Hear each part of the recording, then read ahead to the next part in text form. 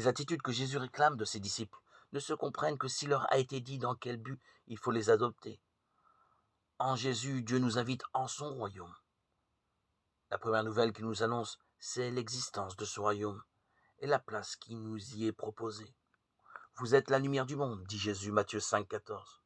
Personne ne peut penser sérieusement que cette parole s'applique à lui, à titre personnel, comme s'il était la source de cette lumière.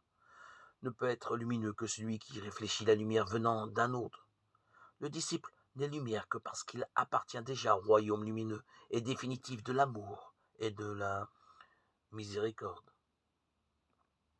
À ce niveau, c'est l'allégorie de la ville située sur une montagne, Matthieu 5, 14. Nous l'avons déjà signalé, cette ville ne désigne pas une cité terrestre existante. C'est la Jérusalem nouvelle. Le royaume brillant de la lumière de Dieu.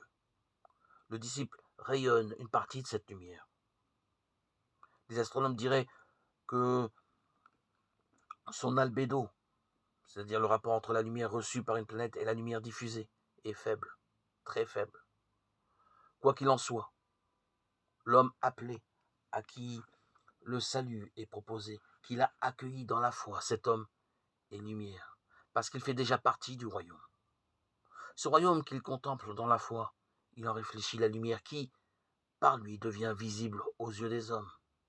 Ayant considéré le royaume de miséricorde dont il se sait citoyen, le disciple vit la miséricorde.